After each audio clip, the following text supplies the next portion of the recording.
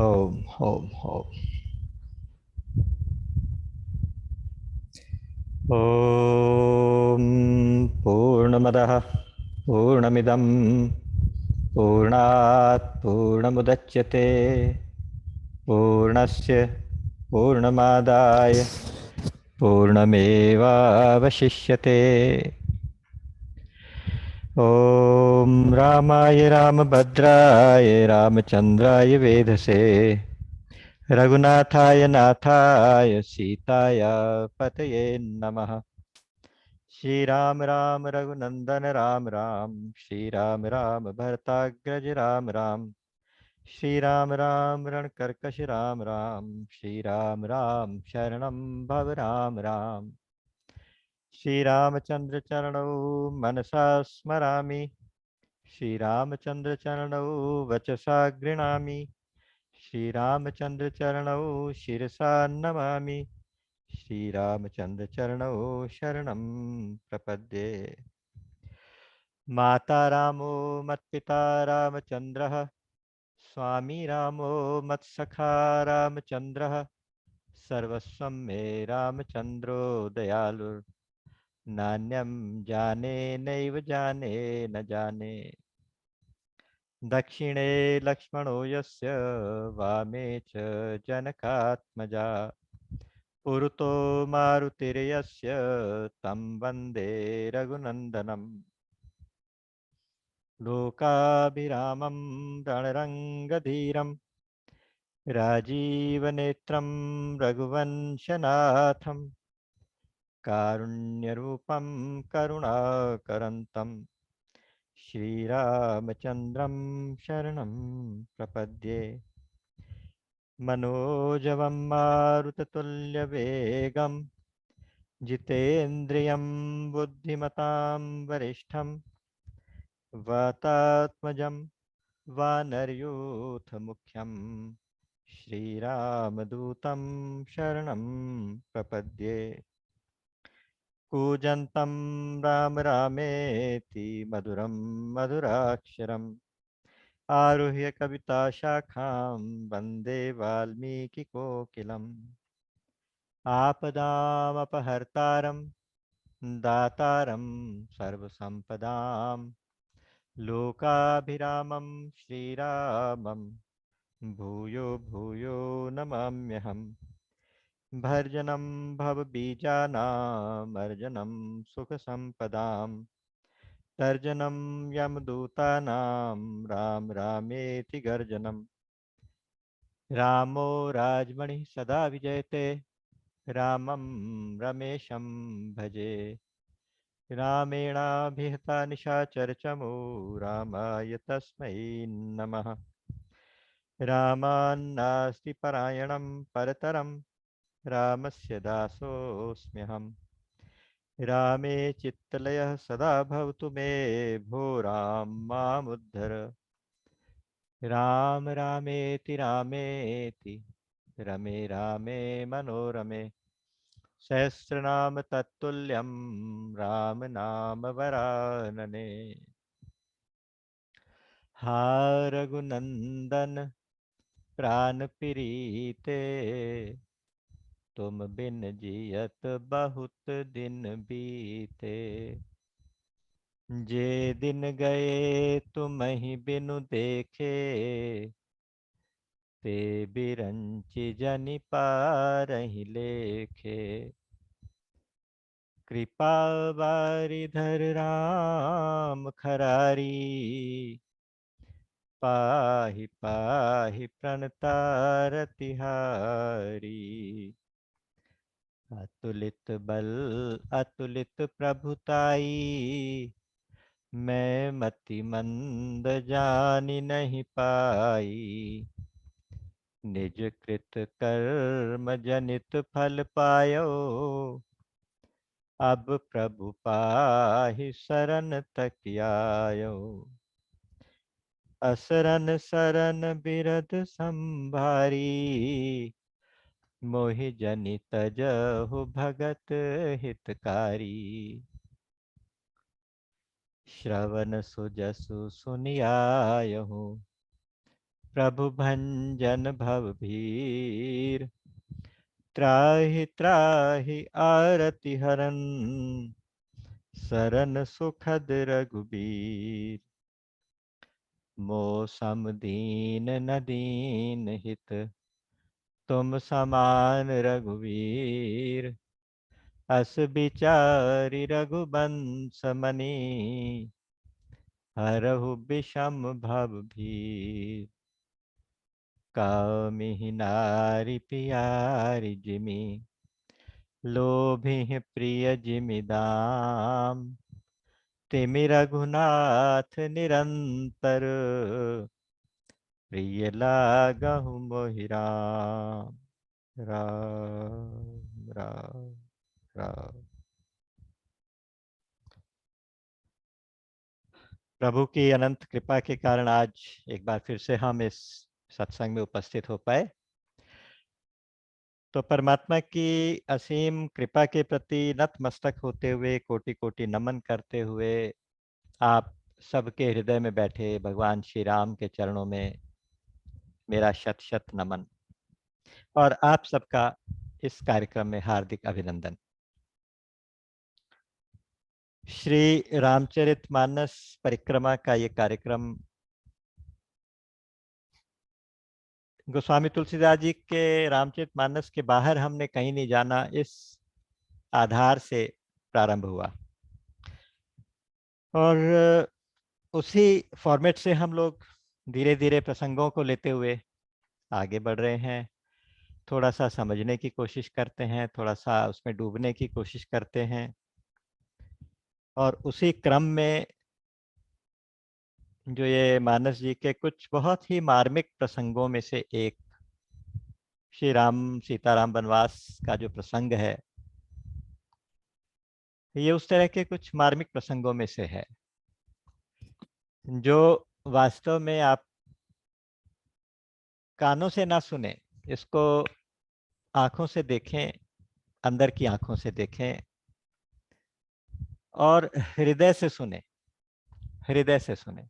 कानों से सुनने वाला एक कथा, ये राम कथा वैसे भी कानों से सुनने वाली है भी नहीं, क्योंकि कानों से पीनी है और अंदर इसका आनंद लेना है। रस है, ये रस का सागर है। हम हमेशा कहते हैं कि ये रामचरितमानस तो रस का सागर, रस का सरोवर है। इतना प्रेम, इतनी भक्ति, इतना ज्ञान, इतना वैराग्य और शरणागति के अंतिम सूत्र, बिल्कुल अल्टीमेट, वो सब आपको रामचरितमानस के अंदर देखने को मिल जाएंगे। और उन्हीं चीजों को देखते हुए ये वाले प्रसंग खास तौर से कुछ विशेष हो जाते हैं। ये कुछ ऐसा प्रसंग है कि इसको पढ़ते पढ़ते हम डूब ही जाते हैं एक्चुअली, बस क्या बताएं। तो भगवान से प्रार्थना करेंगे कि हम इसको ठीक से निभा पाएं, ठीक से सुन पाएं, ठीक से पढ़ पाएं और थोड़ा सा चिंतन कर पाएं। तो पिछली बार हमने पढ़ा था कि श्री राम को एक दिन पहले सूचना दी गई कि उनको कल युवराज पद दिया जाएगा, राज्य दिया जाएगा, और अगले ही दिन सुबह बता दिया कि आपको 14 वर्ष के लिए वनवास जाना है, वन को जाना है। इस बीच में आप किसी भी गांव में, किसी भी नगर में, किसी भी शहर में कहीं नहीं जा सकते। बस वनवासियों की तरह से रहना, उसी की तरह से वस्त्र धारण करने, उसी तरह का भोजन करना, उसी तरह का रहन सहन वनवासियों वाला, सन्यासियों वाला। ऐसे उदासीन तरीके से आपको 14 वर्ष के लिए वनवास में रहना है। हालांकि ये बात कोई भी हो तो एक बार तो शॉक हो जाता है कि ये क्या हो गया, क्यों हो गया। लेकिन भगवान राम तो सम है, समता की प्रतिमूर्ति हैं। ब्रह्म का दूसरा नाम ही सम है, निर्दोषम ही समम ब्रह्म। ब्रह्म ही निर्दोष है, ब्रह्म ही सम है।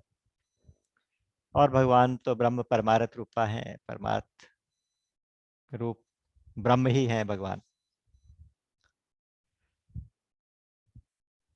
तो उनको ये सूचना पिताजी खुद नहीं दे पाए, क्योंकि कैकेयी माता ने वरदान मांगे, पिताजी मूर्छित हो गए, सारी रात बीत गई। सुबह सुबह राम को बुला भेजा मंत्री जी के हाथ। और मंत्री जी जब राम को लेके पहुंचे तो पिताजी को प्रणाम करते हैं, लेकिन पिताजी आ, कुछ कहने की हालत में नहीं है। माता से पूछते हैं कि क्या बात हुई, तो कैकेयी माता सारी बात बता देती हैं कि 2 वरदान थे, मैंने मांग लिए, और अब तुम्हारी ड्यूटी ये है कि पिताजी का को अपयश ना हो। पिता ने वरदान दिए, पिता ने वचन दिया, तो उस वचन का पालन करना अब तुम्हारा फर्ज बनता है, तुम बेटे हो, तो तुम्हें तुरंत वन को चले जाना चाहिए। काफी निष्ठुरता से माँ ने ये बात बताई, लेकिन भगवान राम ने बड़ी शांति से उस बात को सुना और कहा कि ये छोटी सी बात है, मैं तो जाऊंगा, कोई बात नहीं, बल्कि मेरा फायदा ही है, वहां जाके मुनियों से मिलना होगा, सत्संग मिलेगा, और कुछ तपस्या करने को मिलेगी, मैं तो जरूर जाऊंगा, इसमें सबका भला है। फिर पिताजी इतने बेचैन क्यों हैं? पिताजी को समझाने की कोशिश करते हैं, वो नहीं, उनको आंखें नहीं खोलते। तो राम वहां से तुरंत चले जाते हैं, कहते हैं कि अच्छा, मैं माता से विदा मांग के आऊंगा, माता से परमिशन लेके और फिर मैं वन को चला जाऊंगा। तो सीधे कौशल्याम्बा के महल में जाते हैं, वहां जाके माँ बड़े प्यार से उनको गोदी में बिठा के कहती हैं कि तुम कुछ मीठा वीठा खा लो, नहा धो लो, अभी देखो उत्सव का टाइम शुरू होने वाला है, फिर तुम्हें बहुत देर तक कुछ खाने पीने को नहीं मिलेगा, बेटा अभी कुछ खा लो, ऐसे मुझे बताओ तो सही कितने बजे का ये है, मुहूर्त है? तो राम कहते हैं कि माता जी, मुझे पिताजी ने थोड़ा सा प्रोग्राम चेंज करके यहाँ का राजा ना बना के जंगल का राजा बनाया है, मुझे कानन राज मिला है, कानन राज मतलब जंगल का राज मिला है, वन का राज राजा बनाया, और वहां पे मेरा सारा भला होगा, मुनियों से मिलना होगा, और बस 14 वर्ष की बात है, बस मैं गया और आया, आप चिंता मत करो, आप मेरी इंतजार करना, आके आपके चरण स्पर्श करूंगा, आप मुझे फिलहाल आज्ञा दीजिए। माँ को कुछ बात समझ में नहीं आती, स्तब्ध हो जाती हैं, एकदम से पूछती हैं कि क्या बात हुई। तो उस समय सुमंत्र का बेटा अभिनंदन उनके साथ था, वो सारी बात बताते हैं, सुन के कैकेयी असमंजस में पड़ जाती हैं। वहां पर लिखते हैं कि उनकी गति ऐसे, उनकी हालत ऐसे होगी जैसे सांप के मुंह में छुछुंदर, ना तो उगल सकती हैं ना उसे निगल सकती हैं। इस घटना को बहुत दुखी होकर, बहुत ही भावपूर्ण वर्णन है, वो हम सब पिछली बार थोड़ा सा संक्षेप में उसको किया था। अल्टीमेटली जहां जहां आपने देखा होगा कि जहां जहां हमारे इतिहास में धर्म और परिस्थिति के बीच में जब चूज करने की बात आई है, तो हमारे महापुरुषों ने रिएक्ट नहीं किया, उसने धर्म को चुना, धर्म का रास्ता चुना। तो माता ने बहुत सुंदर कहा, उन्होंने कहा कि बेटा, अगर सिर्फ पिता ने आज्ञा दी होती तो मैं तुम्हें रोक लेती, क्योंकि माता का दर्जा पिता से बड़ा होता है, 10 गुना बड़ा होता है। लेकिन यहाँ तो माता और पिता दोनों ने आज्ञा दी है, तो अब तुम्हारे लिए जो वन है वो सैकड़ों अवध के समान है, तुम्हारा यहाँ पे अब कोई काम नहीं, तुम्हें जाना ही चाहिए, ये तुम्हारा कर्तव्य है आज्ञा मानना। मैं सुन रही हूँ, पछता रही हूँ, पिछले जन्म में मैंने ज्ञान मांग लिया था, अलौकिक ज्ञान, उसके कारण प्राण भी नहीं छोड़ सकती, क्योंकि ये बात सुन के मेरा हृदय फट भी नहीं रहा, इसको मैं सहन कर रही हूँ, पता नहीं आगे विधाता ने और क्या क्या दिखाना है, और अगर तुम चले जाओगे तो बेटा, मैं फिर किसको बेटा कह के बुलाऊंगी, किसको कैसे करूंगी? अगर मैं कहती हूँ कि मुझे भी साथ ले चलो, तो तुम्हारे मन में भी और लोगों के मन में भी ये डाउट होगा कि शायद इस माँ को भरत का राज्य पसंद नहीं, और ऐसा करने से विरोध पैदा हो जाएगा परिवार के अंदर, तो मैं ये नहीं चाहती, तो इसलिए मुझे बेटा रहना पड़ेगा, मैं क्या करूं, मेरी मजबूरी। लेकिन अब तुम जाओ, वन देवी वन देवता तुम्हारी रक्षा करें, तुम्हारे माता पिता बने, अयोध्या ही तुम्हारी, वन ही अयोध्या बने, और बेटा तुम जल्दी आना, हमें भूल मत जाना, इस तरह से कह के वो रोते रोते चरणों से लिपट गई, राम के चरणों से लिपट गई।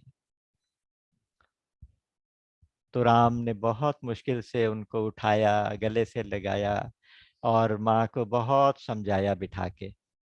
थोड़ा सा जैसी धीरज धारण किया, इतने ही में सीता जी आ गईं। उनको समाचार मिला। सीता जी वाला प्रसंग भी बहुत मार्मिक प्रसंग है। बेसिकली सीता जी आई हैं, चुपचाप आके माँ के चरणों में प्रणाम किया और सिर झुका के बैठ गई हैं। तो यहाँ तक हमने पिछली बार किया था। समाचार ते ही सुबह सुनी, सिय उठी अकुलाई। उस समय समाचार सुन के सीता जी अकुला के व्याकुल होके उठ गई, और जाई सासु पद कमल जुग, बंदी बैठी सिर नुआई। माँ के चरणों में सिर नवा के बैठ गई। बहुत सुंदर लाइनें थी यहाँ पे। बैठ नमित मुख सोचती सीता, रूप राशि पति प्रेम पुनीता, चलन चहत बन जीवन नाथू, कही सुकृति सन होई ही साथू। माँ, उनका जो मन में पवित्र प्रेम है पति के प्रति, ऐसी सुंदरी सीता सिर झुका के सोच रही है, मन में विचार कर रही है कि पता नहीं कौन से सुकृत के कारण, मैं कौन सा पुण्य किया होगा कि मैं राम के साथ जाऊंगी। और दूसरा भाव ये भी था कि मेरा शरीर या मेरे प्राण, इनमें से किसने ज्यादा पुण्य किए होंगे, कौन मेरे राम के साथ साथ जाएगा। या तो शरीर और प्राण जाएंगे, कि तनु प्राण की केवल प्राणा, या तो शरीर और प्राण दोनों राम के साथ जाएंगे, और या तो फिर केवल प्राण ही जाएंगे, अगर शरीर को यहाँ छोड़ दिया जाएगा तो प्राण ही जाएंगे। इतना पक्का निश्चय करके बैठी हैं। यहाँ एक समर्पण का, शरणागति का इतना ऊंचा उदाहरण है, इतना ऊंचा उदाहरण है, और खास तौर से पति पत्नी का किस तरह से एक दूसरे के प्रति समर्पण होता है। अगर सुख में साथ हैं तो दुख में बिल्कुल कंधे से कंधा मिला के साथ ही खड़ी है वो, और उस किसी को नहीं जानती, वो कहती है मुझे और कुछ नहीं चाहिए, केवल राम का साथ चाहिए। इतना ज्यादा समर्पण है, और सारे सुख पीछे रह गए, केवल एक सुख है, वो पति के साथ रहने का सुख। तो दुख और सुख में साथ खड़े होना, ये आदर्श सीता जी ने इतना बखूबी निभाया। और आगे जाके जनक जी उनको कहते हैं, पुत्री पवित्र किए कुल दो, हे पुत्री तूने ऐसा करके निश्चय करके तो दोनों कुलों को पवित्र किया है। तो सीता जी सिर झुका के बैठी हैं, पैर के नाखून से जमीन को धीरे धीरे धीरे धीरे ऐसे कुरेद रही हैं, जैसे नर्वसनेस होती है। सोच की मुद्रा है ये। गोस्वामी जी बहुत सुंदर वर्णन करते हैं, कहते हैं जब वो ऐसे कुरेदती हैं तो उनके पैरों के नूपुर बजते हैं धीरे धीरे, मानो वो नूपुर कह रही हो कि हमें जानकी जी के पैरों का, चरणों का संग ना छूटे, अर्थात जानकी जी इन आभूषणों को ना उतारें। कौशल्या माँ समझ गई हैं कि सीता क्या चाहती हैं, बोल नहीं पा रही वो संकोचवश। तो माँ कहती हैं कि बेटा मेरी सीता बहुत ही कोमल है, सुकुमारी है, इसको मैंने बहुत लाड प्यार से ऐसे रखा है जैसे आंखों की पुतली को पलकें संभाल करती हैं, ऐसे मैंने इसको संभाल के रखा है। इसको कभी कोई काम नहीं बताया। या तो गोद में रहती हैं, या हिंडोले पे रहती हैं, या तो पलंग पे रहती हैं, अर्थात कठोर जमीन पे आज तक पैर ही नहीं रखा, रखने ही नहीं दिया। और तो और मैंने कभी दीपक की बाती बुझाने को भी इसको नहीं कहा। इतना छोटा सा काम है वो भी मैंने नहीं कहा आज तक। तो ये तो इतनी डरपोक है, ये आपके साथ वन को जाना चाहती है देखो। तो आप इसको कुछ समझाओ। राम को कहती हैं कि आप इसको समझाओ। माँ भी आज्ञा कर सकती थी, लेकिन वहां फिर एक बहुत बड़ा संकोच पैदा हो जाता कि अगर वो सीता जी कुछ और निर्णय देती तो उन्होंने कहा कि ये इस मामले को तुम आपस में ही सुलझाओ, बताओ क्या करना चाहिए, सीता को समझाओ, और अगर ये यहाँ रहे तो मुझे खुशी होगी। अपनी ओपिनियन भी माँ ने दी कि मेरा सहारा हो जाएगा, कि पता नहीं उसके बाद कैसा वातावरण रहे, क्या रहे, तो उसमें कम से कम एक मेरे साथ सीता रहेगी, तो ये मेरा हौसला बढ़ाएगी, मैं इसका हौसला बढ़ाऊंगी, तो मेरा सहारा हो जाएगा।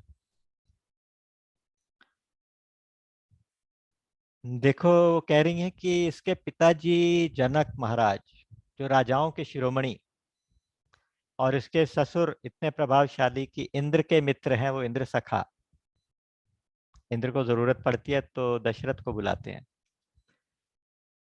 और पिता स्वयं रघुकुल के चंद्रमा भगवान राम, श्री राम। तो ऐसी बेटी के साथ ये कैसा समय आ गया, कैसा विधाता क्या दिखाना चाहते हैं।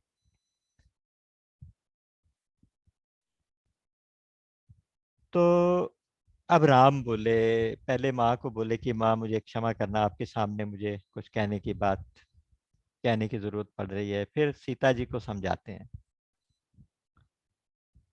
कि देखो, चार पांच बातें बताते हैं राम जी। पहली बात तो कहते हैं कि देखो, धर्म और कर्तव्य यही कहता है कि आपको घर में ही रहना चाहिए, माता पिता की, सास ससुर की सेवा करनी चाहिए, और नहीं तो अगर जिद करोगी तो फिर नुकसान होगा। मेरा और अपना भला चाहती हो तो यहीं रह जाओ, मेरा और अपना अगर भला चाहो तो यहीं रह जाओ। अगर जिद करोगी तो तुम्हें पता है जिद करने से गालव और नहुष के साथ क्या हुआ था। दो नाम लिए यहाँ पे। गालव ऋषि थे, विश्वामित्र जी से शिक्षा पाई थी। उन्होंने कहा गुरुजी आप बताएं, आज्ञा करें, गुरु दक्षिणा देना चाहता हूँ।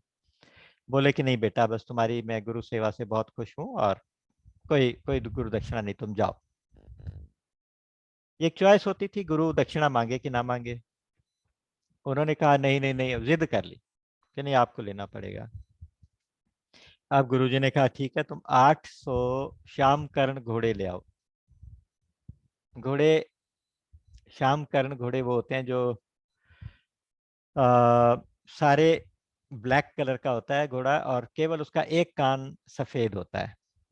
एक सारा वाइट होता है, एक कान काला होता है, कान काला होता है एक। एक रेयर ब्रीड है जो पूरी पृथ्वी में बहुत गिने चुने होते थे। उन्होंने कहा कि 800 घोड़े ऐसे लेके आओ, एक रेयर चीज है। तो बेचारे गए, जगह जगह भटकते रहे, एक एक राजा के पास गए, कभी गरुड़, मतलब हालत ये हो गई कि आत्महत्या करने को आ गए कि कहीं घोड़े नहीं मिलते। और जिद तो अपने आप ही की थी, उसी का फल उठा रहे थे। फिर अल्टीमेटली गरुड़ जी उनको विष्णु के पास ले गए, विष्णु जी उनको उन्हें ययाति के पास भेजा, वहां से तीन चार जगह जाके उन्हें 600 घोड़े का अरेंजमेंट हुआ बड़ी मुश्किल से। फिर जाके 600 घोड़े और एक कन्या विश्वामित्र जी को समर्पित की। तो इस तरह की कथाएं आती हैं कि उन्होंने जिद किया तो देखो कितने कष्ट में पड़े। ऐसी राजा नहुष की कहानी थी, वो इनके वंश के राजा थे, पूर्वज थे। तो वो नहुष बहुत ही धर्म परायण और शक्तिशाली और वीर राजा थे, धर्मात्मा थे काफी। आ, एक बार क्या हुआ कि जब वृत्रासुर का वध हुआ, इंद्र ने वृत्रासुर को मारा, तो ब्रह्म हत्या का पाप उनके पीछे पड़ गया। ब्रह्म हत्या उनको उनका पीछा करते करते पहुंची। तो इंद्र कहीं जाके छुप गए, फिर वो वहां भी पहुंच गई। इस प्रकार से इंद्र छुपते फिर रहे थे, ब्रह्म हत्या उनका पीछा कर रही थी, उसका पाप उनका पीछा कर रहा था। तो इस बीच जब इंद्र नहीं थे, लोगों ने नहुष को योग्य समझ के उसको इंद्र का आसन दे दिया टेम्परेरी, कि जब तक इंद्र नहीं आते वापस तब तक आप संभालें। नहुष ने बहुत अच्छे से स्वर्ग का राज्य संभाला, लेकिन इस बीच में इंद्राणी पे उसका मन आ गया और वो उसका मन दूषित हो गया। इंद्राणी ने मना किया, बृहस्पति गुरु जी ने भी मना किया, सब ने मना किया लेकिन वो नहीं माना। बोला कि जब मैं इंद्र हूं तो इंद्राणी भी मेरा, इंद्राणी के ऊपर मेरा अधिकार।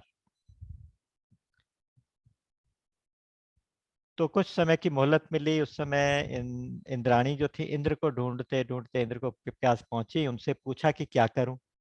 तो इंद्र के सुझाव पे ऐसा उसने शर्त रखी।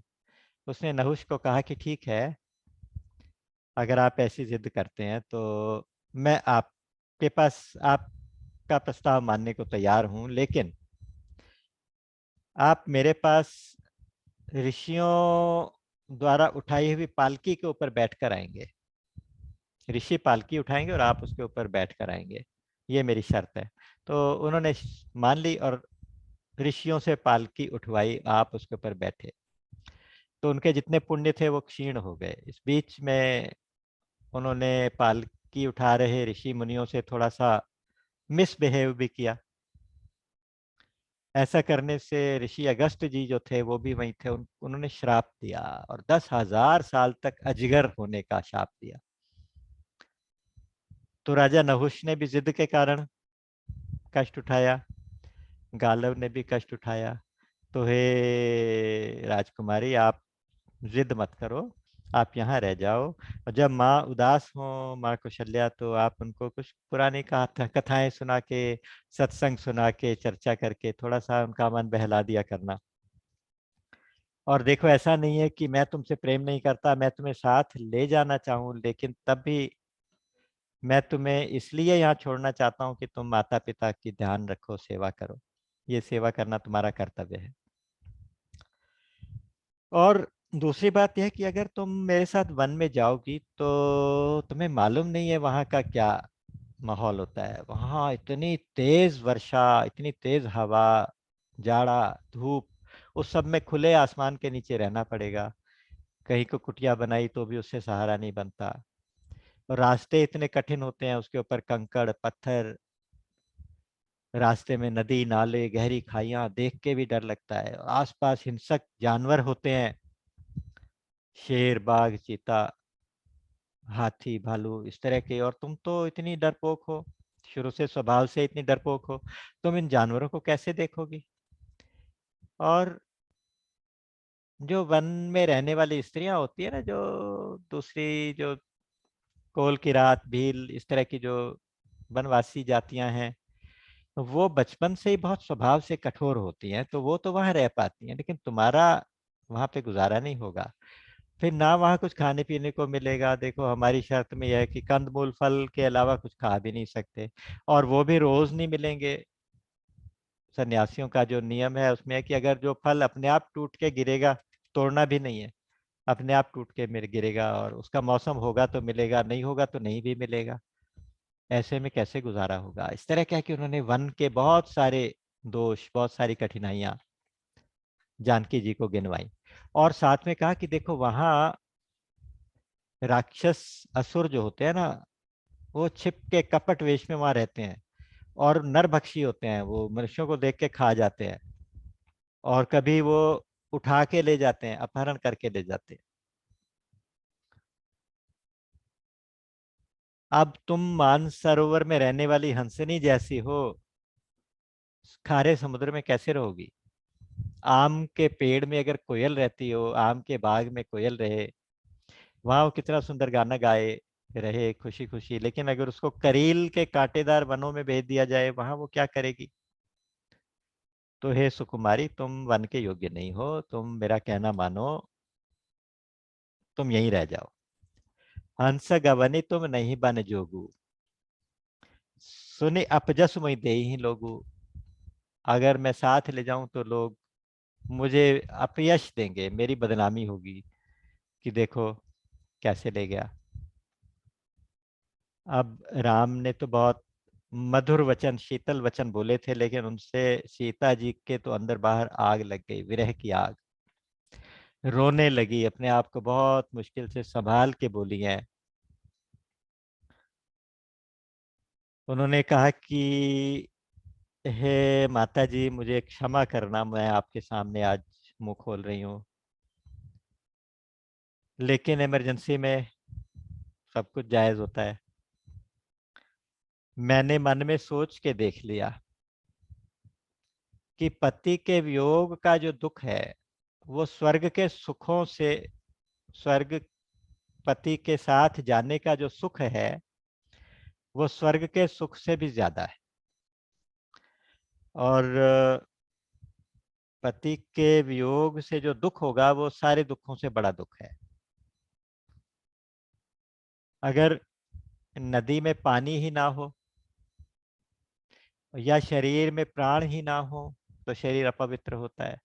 उसी तरह से अगर पति के साथ पत्नी ना हो, पत्नी के साथ पति ना हो, तो ऐसी ही कुछ दशा होगी। जैसे अगर मैं पति के साथ नहीं जाऊंगी तो मेरा शरीर यहाँ रहेगा लेकिन वो मुर्दे जैसा रहेगा, मेरे प्राण तो चले जाएंगे साथ। इस प्रकार की बात कही। फिर उन्होंने कहा कि देखो, माता पिता, सास ससुर, भाई बहन, बंधु, जितने भी ये संसार के नाते हैं ना, इन जह लगी नाथ नेह अरुनाते, जह लगी नाथ नेह अरुनाते, पिय बिनु तियहि तर निहुते ताते। अगर मेरे साथ मेरे स्वामी नहीं होंगे तो ये सारे रिश्ते मुझे सूर्य जैसा तपाने वाले होंगे, मेरे लिए शीतलता नहीं होगी, सूर्य जैसा तपाने वाले होंगे।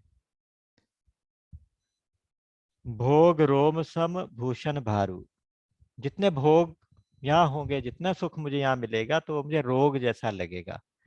और जितने भी आभूषण मैं पहनूंगी मेरे शरीर पे मुझे भार जैसा दिखाई देंगे। तो मैं आपके बिना नहीं रह सकती। यम यातना सरिस संसारू, संसार जो है मुझे यम की यातना जैसा लगेगा, इतना कष्ट होगा। और रही जहां तक आपके साथ जाने की बात, तो आपके साथ जाऊंगी तो मैं किसी भी चीज को मिस नहीं करूंगी, ये मेरा प्रॉमिस। कहते हैं कि जितने वहां के पशु पक्षी होंगे, पेड़ पौधे होंगे, वो मेरा परिवार होंगे। जितने पेड़ पौधों के वस्त्र, जो पत्ते होंगे, वो मेरा आभूषण होंगे, वो मेरे वस्त्र होंगे। और वन देवी और वन देवता मेरे सास ससुर होंगे। कंद मूल फल अमृत के समान होंगे। और जहां तक डरने वाली बात, तो आप ये बताओ, शेरनी क्या खरगोश के बच्चे से या किसी गीदड़ से डरेगी? आप साथ में होंगे तो मुझे फिर किसी का कोई डर नहीं होगा। और जहां तक मेरे कष्ट का सवाल है, मुझे रास्ते में चलने से कोई कष्ट नहीं होगा। जैसे आप चलोगे ऐसे मैं चलूंगी। बल्कि आप अगर थक जाओगे तो मैं आपकी थकावट दूर करूंगी। आप कहीं पेड़ के नीचे बैठोगे, आपके चरण धो के उनको धीरे धीरे दबाऊंगी और पंखे से हवा करूंगी। तो हम एक दूसरे के साथ होंगे तो मुझे कोई कष्ट नहीं होगा, आप ये मान लो। लेकिन राखिए अवध जो अवधि लगी, जियत न जनिहि प्राण। अगर मुझे इस अवधि तक, 14 वर्ष तक आप छोड़ के जाओगे ना, तो बस ये मेरा फाइनल निर्णय है, फैसला है कि फिर मैं जीवित नहीं बचूंगी, मैं यहाँ प्राण त्याग दूंगी। देखिए राम, ये वाल्मीकि रामायण की सीता कुछ और भाषा बोलती है। वाल्मीकि रामायण की सीता तो गुस्से में बोलती है। फिर वो कहती है कि आपने बचपन से कितनी रामायणें सुनी है, तो क्या किसी रामायण में आज तक आपने पढ़ा कि राम सीता को छोड़ के वन गए हों जो आज जाएंगे? रामायण सतकोटि अपारा, जैसे तुलसीदास जी लिखते हैं। सैकड़ों करोड़ रामायणें हैं, तो ऐसी आपने कितनी बार कथा सुनी है? तो ऐसा कभी हो सकता है? तो ये संबंधी जो है ना, ये कहती हैं, सीता जी का सूत्र देखिए, वो कहते हैं कि ठीक है, निभाना सबसे है, लेकिन भाना सिर्फ स्वामी को है, भाना सिर्फ श्री राम को है। ये नाते निभाने के लिए है, लेकिन भाने के लिए तो केवल मेरे राम मेरे साथ होने चाहिए बस। ये जो शरणागति का जो सूत्र है ना, ये कहता है कि बस हमें भगवान को छोड़ के और कुछ नहीं चाहिए। संसार के सारे सुख एक तरफ, भगवान का साथ एक तरफ। उसमें फिर कोई विपत्ति नहीं आएगी, कोई संकट नहीं आएगा। जब आ गया है उसका दामन आज मेरे हाथ में। एक भक्त ने कहा आ गया है उसका दामन आज मेरे हाथ में, संकटों से जाके कह दो अब रहे औकात में। अब कौन सा संकट, जब राम मेरे साथ हैं तो मुझे किसका संकट, मुझे कौन सी तकलीफ, तो मुझे कोई तकलीफ नहीं है। तो बस आपके चरण कमल का दर्शन करती रहूंगी, मार्ग में आपके पीछे पीछे चलती रहूंगी, आपके चरण दबाऊंगी, मुझे कोई गर्म हवा नहीं लगेगी, मुझे कोई सर्दी नहीं लगेगी, आप चिंता मत करो, मैं किसी चीज की कोई कंप्लेंट आपसे करूंगी ही नहीं।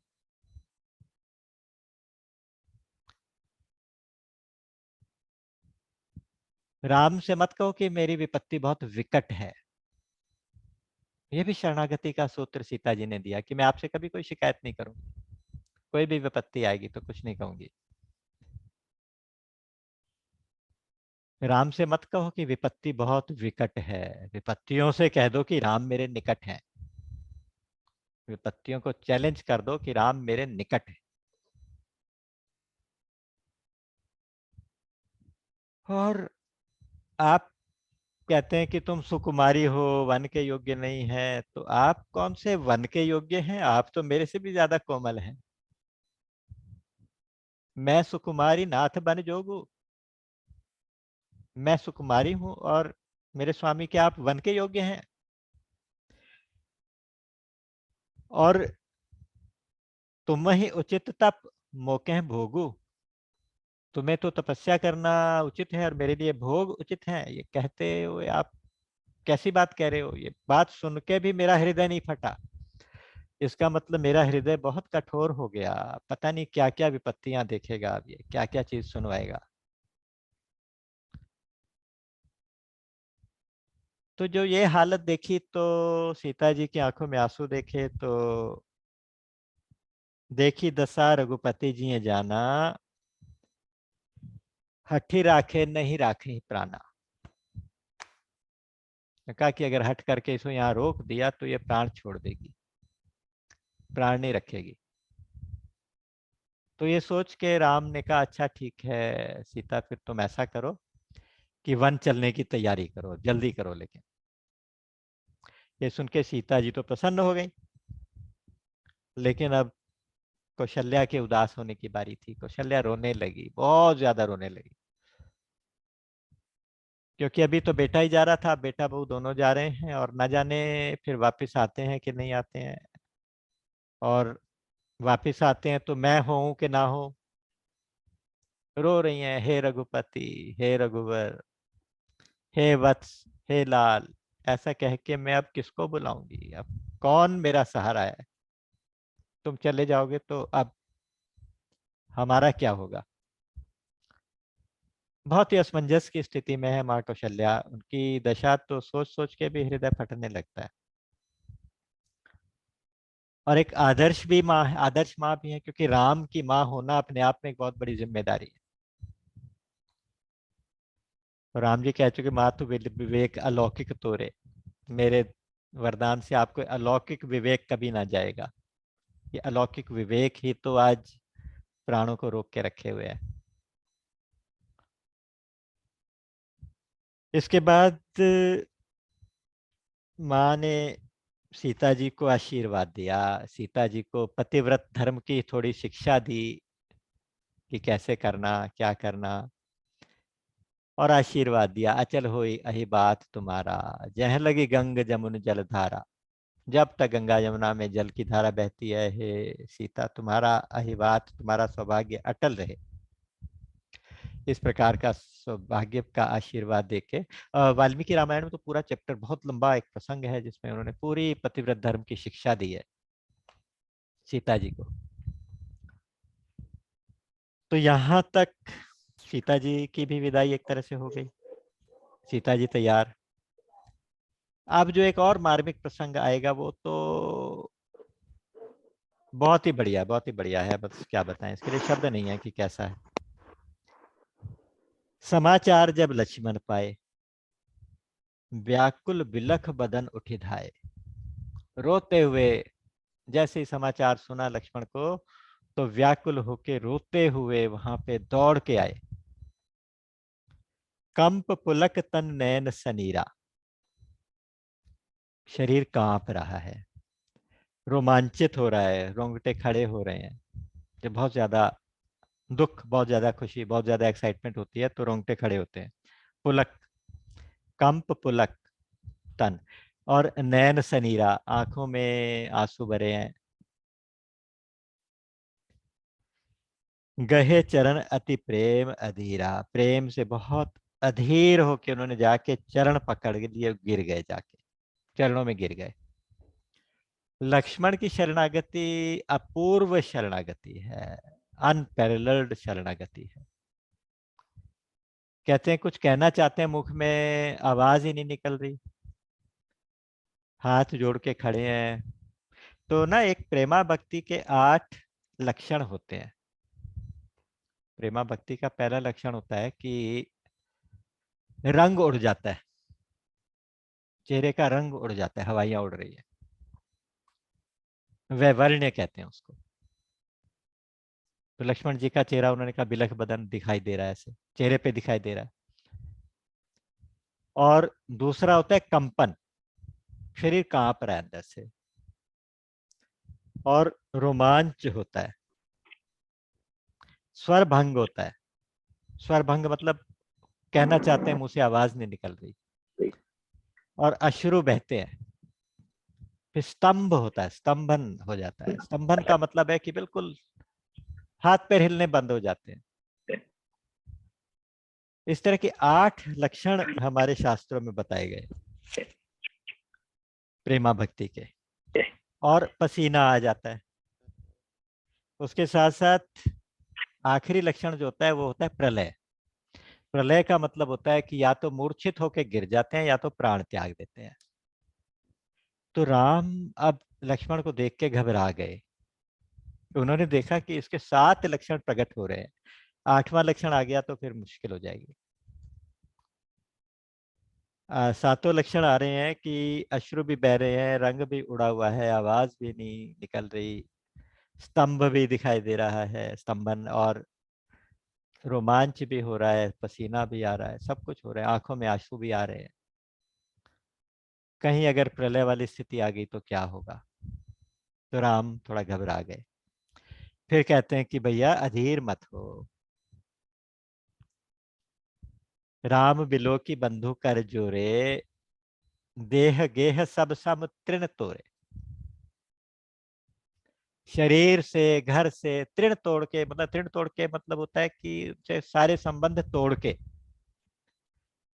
ये भाई अपने स्वामी के आगे जाके खड़ा हुआ है।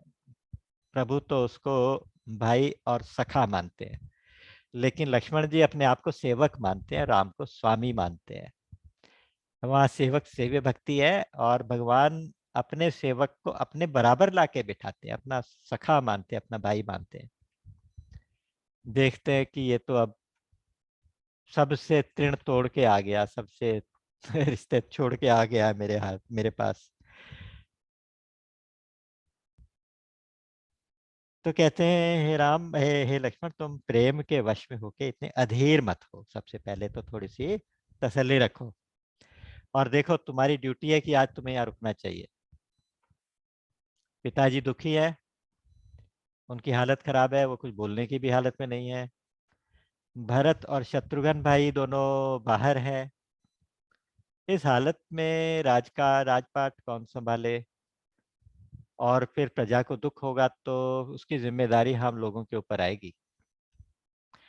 जासुराज प्रिय प्रजा दुखारी, सोनृप अवश्य नरक अधिकारी।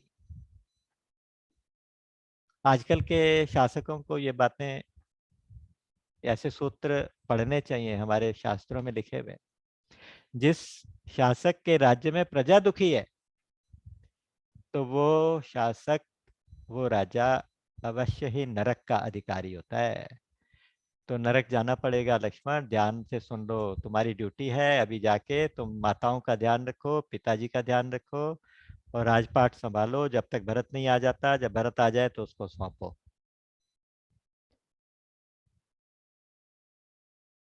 तुम्हें रहना पड़ेगा, यही नीति है, यही धर्म है। अब धर्म और नीति की बात सुनने के लिए लक्ष्मण जी नहीं बने वो उनकी सारी नीति राम पे जाके खत्म होती है, सारा धर्म राम के ऊपर जाके खत्म हो जाता है, सारे रिश्ते राम के ऊपर जाकर खत्म, वहीं से शुरू वहीं से खत्म। तुम्ही पे शुरू तुम्ही पे खत्म। कहते हैं कि मेरी ख्वाहिशों की छोटी सी लिस्ट है कान्हा, ए कान्हा, मेरी ख्वाहिशों की छोटी सी लिस्ट है। सबसे पहले तुम, बीच में तुम, और अंत में तुम।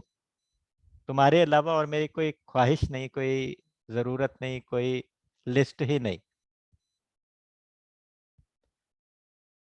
तो लक्ष्मण जी कहते हैं कि मैं किसी माता को नहीं जानता, किसी पिता को नहीं जानता, किसी गुरु को नहीं जानता, किसी प्रजा को नहीं जानता, मैं केवल तुम्हें जानता हूँ। मैं सिर्फ तुम्हें जानता हूँ बस। और तुम स्वामी हो, मैं सेवक हूँ, इस चीज का फायदा उठा के तुम मुझे छोड़ जाओ तो तुम्हारी मर्जी, मेरा क्या बस चलता है। तुम स्वामी हो, चाहो तुम मुझे छोड़ के जा सकते हो, लेकिन एक सुन लो, ये धर्म और नीति की बात उन लोगों को सिखाओ जिन्हें सुगति चाहिए, संपत्ति चाहिए, और ऐश्वर्य चाहिए, विभूति चाहिए।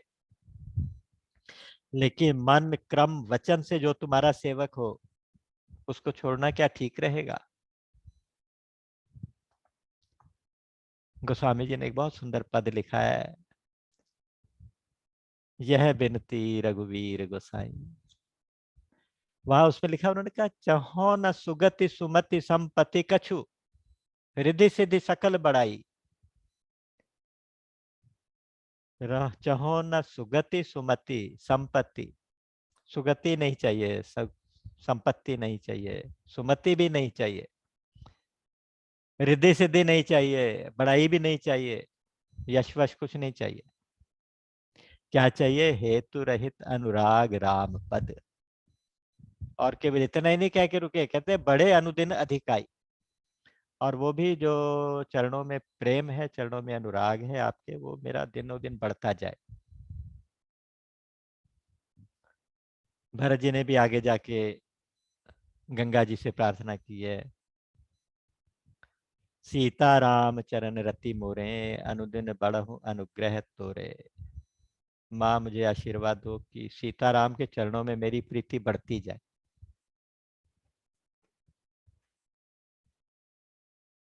आपको एक प्रसंग याद होगा कि एक बार वनवास के दिनों में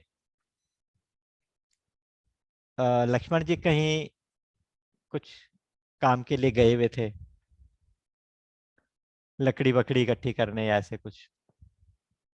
राम और सीता जी एक शिला पे बैठे थे, वहीं पे एक सुंदर सा पेड़ था, उस पेड़ की छाया में बैठे थे। पेड़ के ऊपर एक बेल लिपटी हुई थी, हरी भरी बेल थी, बहुत अच्छे से उसको उसने पेड़ को छाया हुआ था, कवर किया हुआ था, और नीचे उसके खूब अच्छी ठंडी ठंडी छाया आ रही थी। तो राम बोले कि देखो सीता, ये बेल कितनी सुंदर है ना, कितनी सुंदर है, कितनी सौभाग्यशाली, ये पेड़ कितना सौभाग्यशाली है जो इतनी सुंदर बेल ने इसको अपना घर बनाया, इसके ऊपर इसके आच्छादित है, इसके ऊपर। ये पेड़ कितना भाग्यशाली है। अब सीता जी समझ गई क्या कहना चाहते हैं राम जी। तो बोली, नहीं नहीं स्वामी, ये मेरे विचार से ना बेल ज्यादा भाग्यशाली है, जिसको इतना सुदृढ़ पेड़ मिला है सहारे के लिए, उसको सहारा दिया तभी तो बेल इतनी ज्यादा फल फूल रही है, हरी भरी हो गई है। आपस में बात कर रहे थे, इतने में लक्ष्मण जी आ गए। लक्ष्मण जी को उन्होंने कहा कि भैया हमारा एक फैसला तुम कर दो आज। वो बोले, स्वामी ये क्या बात कर रहे हो? तो बोले कि मैं कहता हूँ ये पेड़ ज्यादा सौभाग्यशाली है जिसको इस बेल ने अपना घर बनाया, और ये कहती हैं कि बेल ज्यादा सौभाग्यशालिनी है जिसको ऐसा सुदृढ़ पेड़ मिला। तो तुम्हारा क्या विचार है? लक्ष्मण जी समझ गए। वो अब क्या बोलते, बोले कि बस मुझे तो लगता है कि इस पेड़ के नीचे बैठने वाले हम सौभाग्यशाली हैं, जो पेड़ और बेल की दोनों की छाया, छत्र छाया उन्हें मिल रही है, तो हम सौभाग्यशाली हैं। तो लक्ष्मण जी की शरणागति तो ऐसी है, वो और कुछ चाहते ही नहीं श्री सीताराम चरणों के अलावा।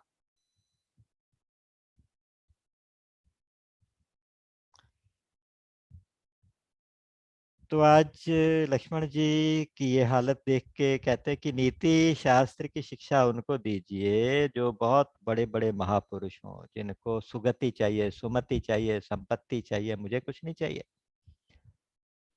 और कितने सुंदर शब्द उन्होंने, पावरफुल शब्द कहे हैं कि मैं शिशु प्रभु स्नेह प्रतिपाला, मंदर मेरु की लेही मराला।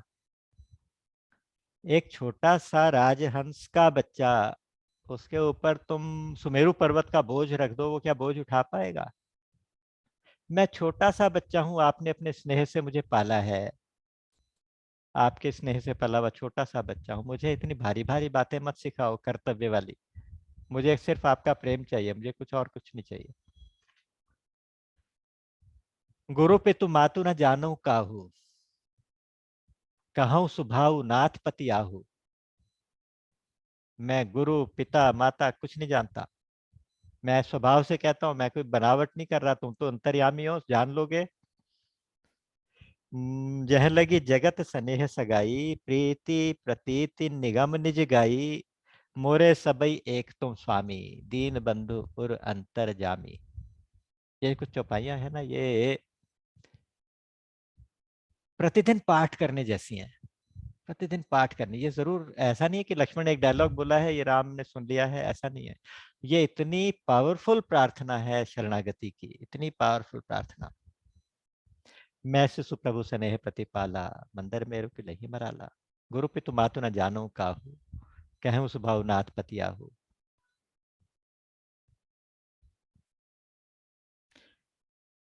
जह लगी जगत स्नेह सगाई, प्रीति प्रतीति निगम निज गाई। मोरे सबई एक तुम स्वामी, दीन बंधु उर अंतर्यामी। जितने भी रिश्ते हैं ना, वो सब तुम्हारी वजह से हैं। जितने भी रिश्ते हैं सब तुम्हारी वजह से हैं। अगर तुम नहीं हो तो फिर इन रिश्तों का मैं क्या करूं? और मैं कोई बनावट से नहीं कहता, मैं स्वभाव से कहता हूँ ये सारी बातें। तुम तो अंतर्यामी हो ना, दीन बंधु हो, अंतर्यामी हो, तुम जान जाओगे मेरे मन में क्या है। तो मेरे मन की बात तुम पढ़ लो। फिर भी अगर तुम मुझे छोड़ना चाहो तो छोड़ जाओगे, तो मैं क्या करूंगा फिर? मैं तो विवश हूँ। राम ने देखा कि ये तो मानेगा नहीं, तो उसको भी उठा के हृदय से लगाया, बहुत प्यार किया और कहा कि भैया मांगो हूँ पिता, मांगो हूँ विदा मातुसन जाई, आवो बेग चलो मम भाई, चलो बन भाई। कि ये भाई तुम जाओ जल्दी से माता से विदा मांग के आओ, और जल्दी करो, फिर हमने वन को निकलना है। लक्ष्मण जी वहां से बहुत खुशी खुशी भागे हैं वहां से। मन में उदासी है, लेकिन चेहरे पे उस उदासी को छिपा रहे। उदासी इस बात की नहीं है कि मुझे भी जाना पड़ रहा है, उदासी इस बात की है कि मेरे राम को तकलीफों में डालने वाले कौन है ये लोग। क्यों डाल दिया मेरे राम को तकलीफ में? क्योंकि राम का कष्ट लक्ष्मण जी नहीं देख सकते। माता के पास आने से पहले अपना मन तो छोड़ा है सीताराम के पास, सीता और राम के चरणों में मन को तो छोड़ा है, शरीर से वापिस आए हैं माता के पास। धीरे धीरे मुस्कुरा रहे हैं, लेकिन माँ के आगे क्या छुपेगा। माँ कहती है कि क्या बात है बेटा, इतना मुस्कुरा रहे हो, क्या गम है जिसको छिपा रहे हो, क्या बात है। अब लक्ष्मण जी ने सारी बात बता दी, सारी बात बता दी। और जैसे ही वो बात सुनी तो सुमित्रा जी की हालत ये हुई है वहां पे, जैसे एक छोटा सा हिरनी का बच्चा जंगल के बीचों बीच खड़ा हो और चारों ओर आग लग जाए, कहीं भागने का निकलने का रास्ता ही ना बचे। तो वो जो हिरनी की हालत, उस बच्चे की हालत होती है, वो हालत हो गई। माँ कहती हैं, और और राम की क्या रिएक्शन है?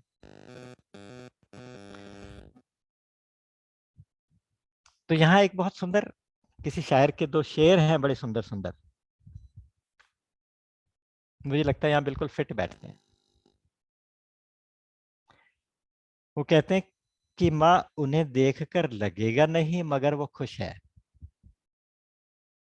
उन्हें देखकर लगेगा नहीं मगर खुश है। और मैं खुश नहीं हूं मगर देखकर लगेगा नहीं।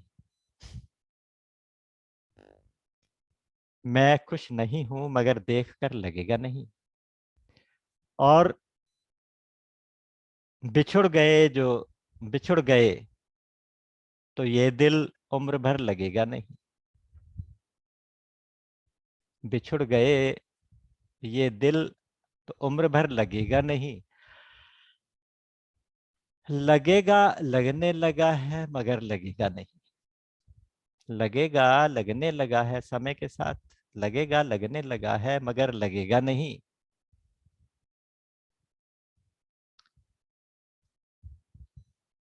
माँ सुमित्रा की जो रिएक्शन है वो एक इतनी आदर्श रिएक्शन है कि एक एक चरित्र को गोस्वामी जी ने इतना ऊंचा पहुंचा दिया है कि कमाल हो गया।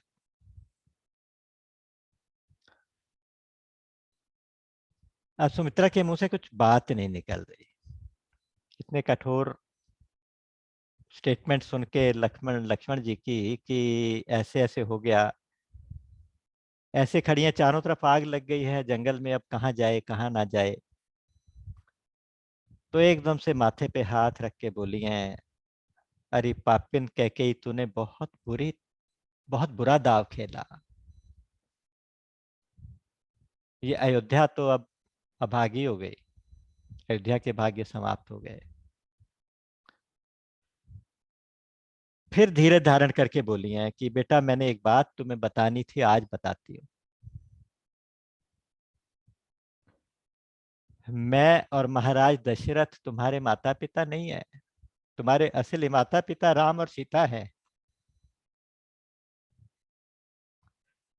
ये हम सब जीवों के लिए माँ सुमित्रा ने एक संदेश दिया है कि हमारे जो सांसारिक लौकिक माता पिता हैं वो असली माता पिता नहीं है।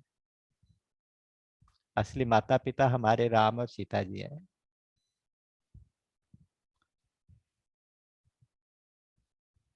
रामम दशरथम विद्धि माम विद्धि जनकात्मजाम। और अयोध्याम अटमीम विद्धि गच्छतात यथा सुखम। तुम राम को ही अपना असली पिता समझो, जानकी को असली माता समझो, और जंगल को असली अयोध्या समझो। बेटा तुम जाओ। अगर राम और लक्ष्मण अगर राम और सीता जी वन को जा रहे हैं तो तुम्हारा अयोध्या में कोई काम नहीं है। क्योंकि जहां राम है वही तो अयोध्या है। ये अयोध्या अयोध्या कहलाने लायक नहीं रहेगी जब राम यहाँ से चला जाएगा।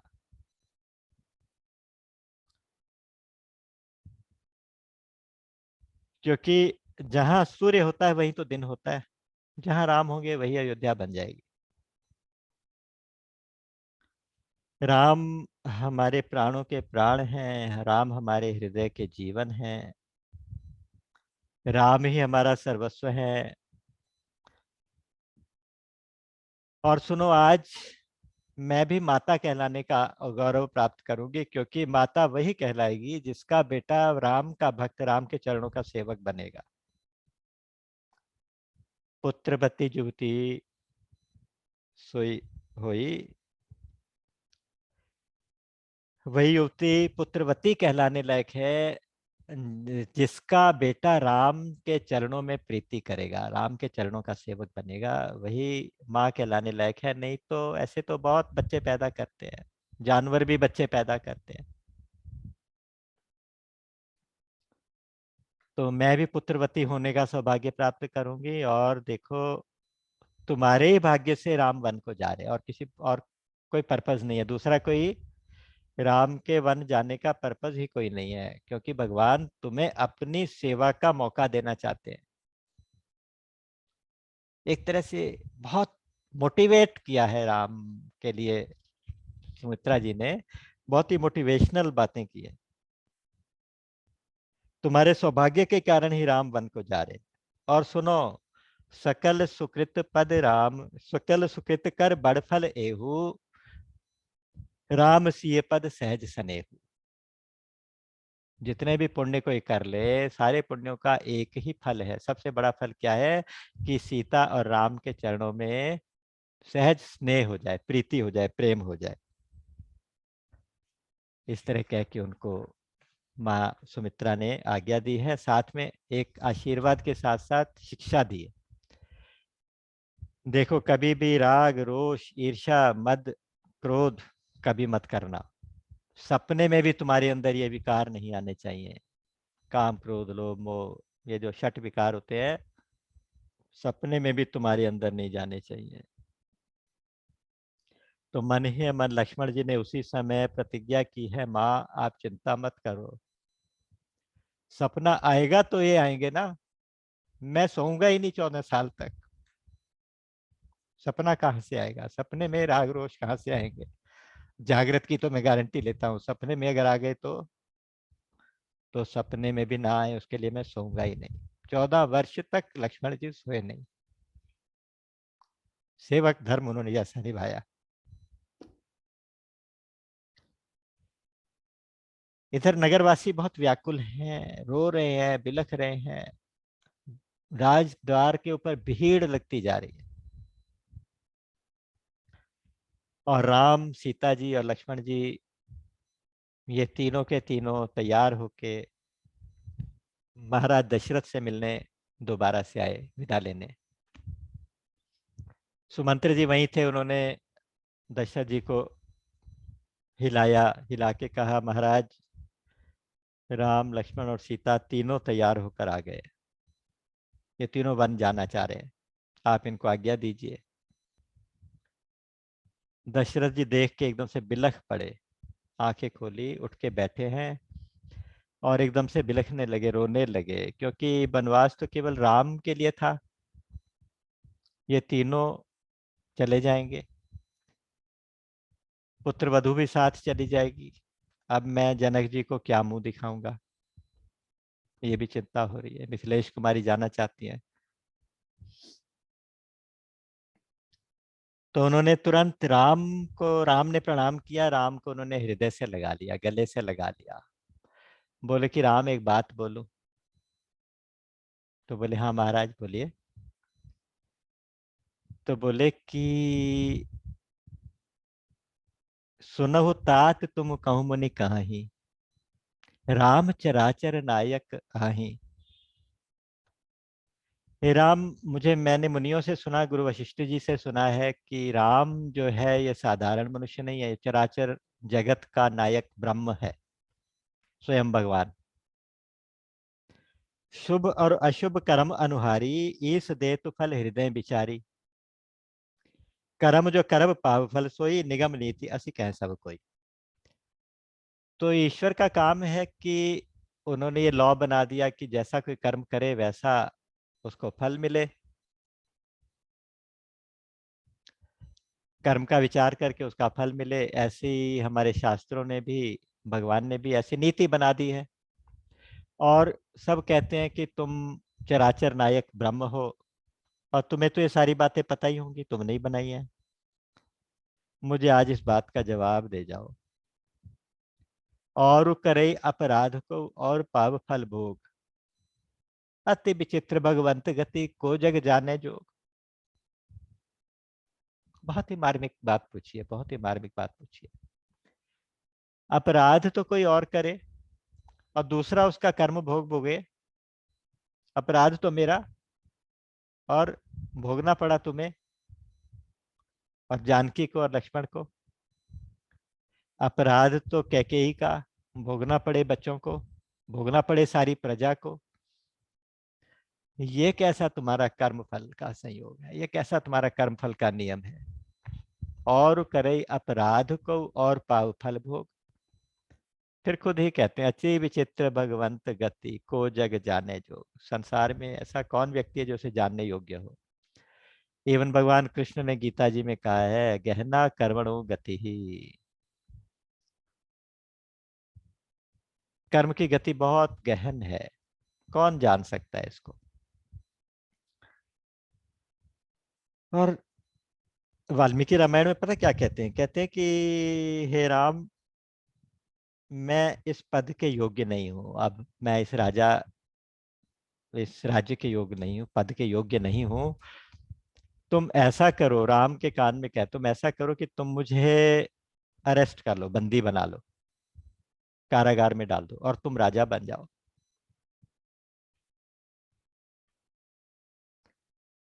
हर जगह उनको लगता है कि राम ही अपने ऊपर कोई जिम्मेदारी ले ले और मैं इस मुसीबत से निकल जाऊं, लेकिन राम तो राम है, राम तो मर्यादा पुरुषोत्तम है, वो ऐसा कोई भी काम नहीं करने वाले।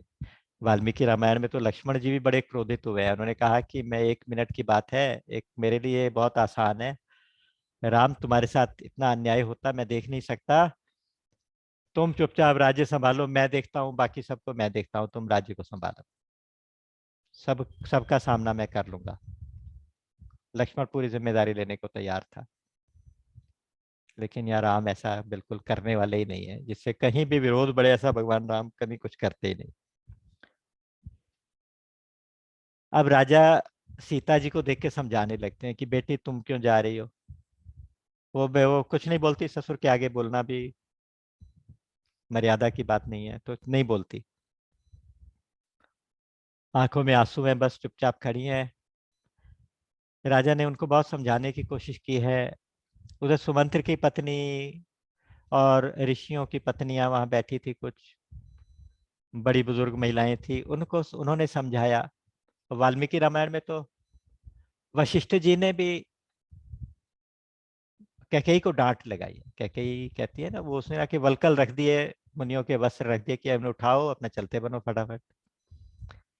कैकेयी यहाँ पे क्या कहती हैं? कहती हैं कि अरे ये सब नाटक होता रहेगा, तुम्हें राजा कभी अपने मुंह से आज्ञा नहीं देंगे, लेकिन तुम बेटे हो, तुम्हारा कर्तव्य है पिता के वचनों का पालन करना, उन्होंने वचन दिया है तो तुम्हें तुरंत वन को चले जाना चाहिए, और जल्दी से ये वलकल उठाओ, कमंडल उठाओ और तुरंत वन के लिए निकल लो, ये इतनी देर तक नाटक करने का समय नहीं है।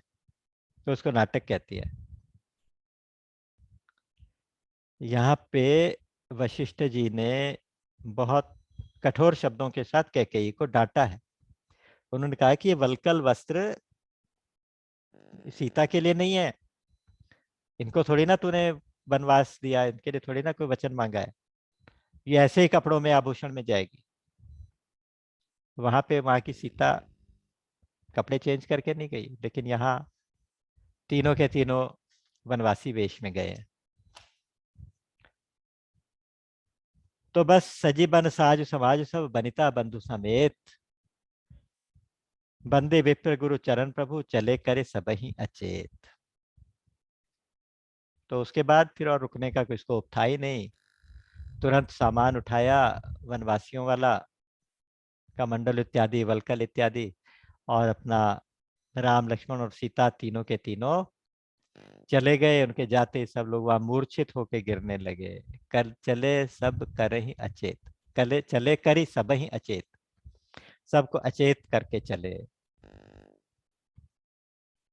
और साथ ही साथ जितने भी अयोध्या वासी, जितनी भीड़ लगी थी वहां पे, राम के पीछे, राम लक्ष्मण सीता के पीछे पीछे भागते जा रहे, रोते जा रहे, पीछे पीछे भागते जा रहे। ऐसा करके सीधे गुरु वशिष्ठ के आश्रम के बाहर आके द्वारे पे रुके हैं गुरु जी से आज्ञा लेने के लिए। वहां पे वशिष्ठ ने सबको आशीर्वाद दिया, सारे ब्राह्मणों को बुलाया गया, ब्राह्मणों को एक एक साल का भोजन का इंतजाम किया। जितने राम के अपने पर्सनल स्टाफ था, जितने सेवक थे, सबकी रोजी रोटी का पूरा पूरा इंतजाम किया, और सबको गुरुजी के जिम्मेदारी पे छोड़ा। इनको छोड़ के जा रहा हूँ गुरुजी, इनकी सुरक्षा की जिम्मेदारी आपकी।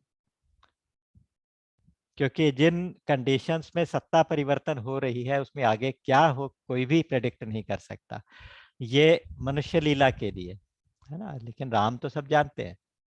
लेकिन वो लीला, उन्होंने नर लीला जो करनी है उसके अनुसार उन्होंने अपने सभी सेवकों का इंतजाम, ब्राह्मणों का इंतजाम, खूब दान वान किए वहां पे, और उसके बाद वो चल दिए। इधर दशरथ जी ने सुमंत्र को बुलाया।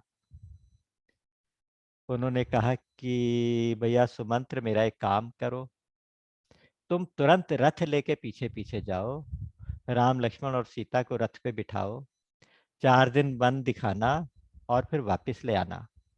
जब वन देख के इनका जी भर जाए, वहां से डर जाए, तो वापस ले आना।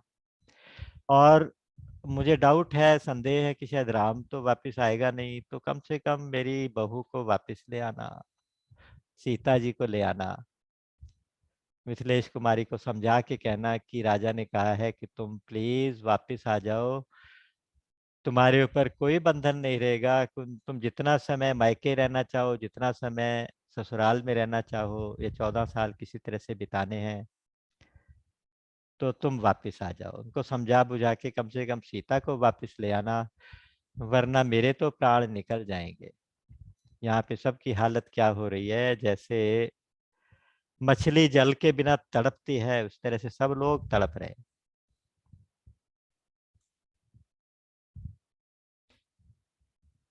ये जो अयोध्या वासी है ना, क्या उनकी क्या हालत है, क्या कह रहे, विधाता से क्या कहते हैं, ब्रह्मा जी से क्या कहते हैं, भाग्य विधाता जो ब्रह्मा है। बहुत सुंदर पद तुलसीदास जी ने एक जगह लिखा है। उन्होंने कहा है कि जग जो बनायो तो बनायो, ना बिगाड़ो कछु। जग जो बनायो तो बनायो, ना बिगाड़ो कछु। जग को बनायो नहीं जीव विस्तार विस्तार तो। वो कहते हैं कि हे विधाता, तूने जग बनाना था, संसार बनाना था, तो चलो बनाया, कोई बात नहीं, कुछ बिगाड़ा नहीं, बनाया कोई बात। लेकिन संसार बनाना था तो कम से कम जीव को नहीं बनाता, जीव तो ना बनाता। और जीव रचना में रच तो ना नर नारी फिर। अगर चलो जीव भी बनाया तो कम से कम नर नारी नहीं रचता, पुरुष स्त्री ये नहीं बनाता। और किन्हों नर नारी, तो ना प्रेम प्रचार तो। नर नारी बनाए थे तो कम से कम प्रेम ही ना बनाता, क्योंकि सब कुछ विधाता ने बनाया है।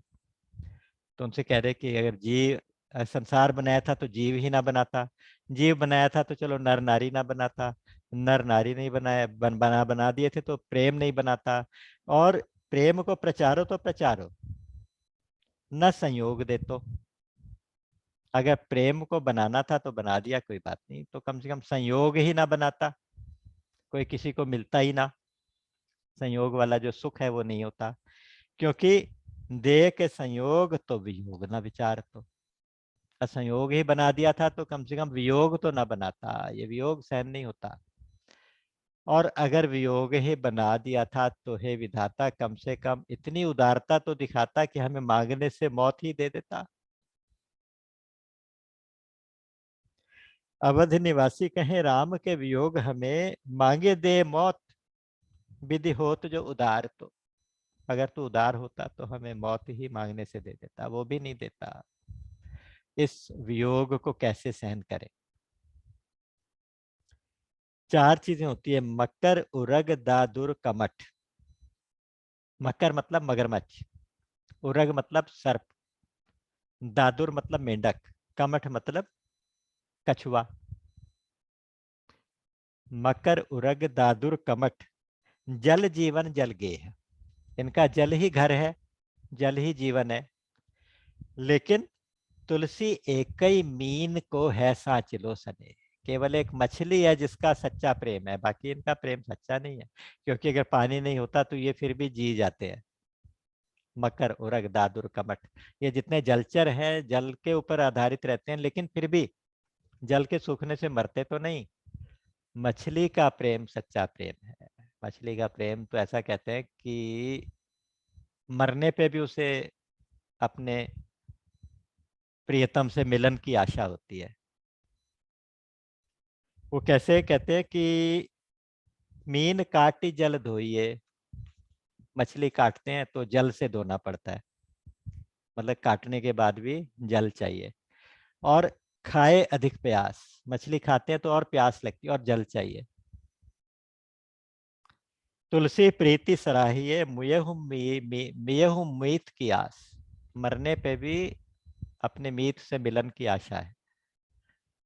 कि मरने के बाद पेट में पहुंच गई, फिर भी उसको प्यास ऐसे लगती है, पानी और चाहिए और चाहिए। तो यहाँ दशरथ जी मछली हैं, वो तो प्राण त्याग देंगे, लेकिन बाकी सब जलचर हैं, फिर भी जी जाएंगे इंतजार में। तो सब लोग रथ के साथ साथ चलने लगे। रथ जैसे चले, साथ साथ आगे पीछे घेर के रथ को चल रहे, चलने ही नहीं देते, आगे बढ़ने ही नहीं देते। आप कल्पना कीजिए कि वहां इतना बड़ा एक घटना एक नगर में हो गई है, जहां पे मेजॉरिटी जो है, वहां की मेजॉरिटी राम के साथ है, राम के साथ सिंपैथी है उनको। कुछ लोग दशरथ से नाराज हैं, कुछ लोग कैकेयी से नाराज हैं, कुछ लोग दबी जुबान से भरत से भी नाराज हैं। भरत को पता भी नहीं है अब तक कि क्या हो गया मेरे पीछे, लेकिन लगता है कि शायद उसी के कहने से हुआ होगा। और सब लोग मरने मारने को तैयार हैं, केवल राम के पीछे जाने को तैयार हैं। कहते हैं कि हमें वहां सिर्फ बालक, वृद्ध और बीमार, इन लोगों को घर में छोड़ के सारी अयोध्या पीछे पीछे चल पड़ी, कि हम जहां राम है बस हम वही हैं, हमें और कुछ नहीं चाहिए। इतना समर्पण अयोध्या वासियों का।